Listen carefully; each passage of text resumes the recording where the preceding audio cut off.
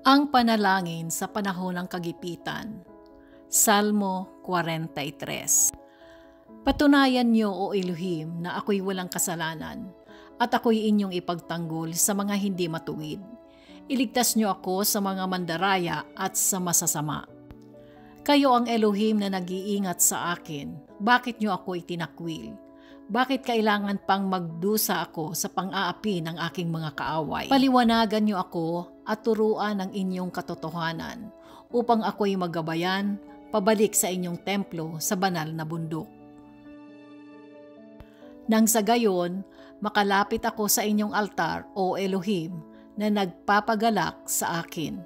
At sa pamamagitan ng pagtugtog ng alfa, ay pupurihin ko kayo, O aking Elohim. Bakit nga ba ako nalulungkot at nababagabag? Dapat magtiwala ako sa inyo. Pupurihin ko kayong muli, aking Elohim at tagapagligtas.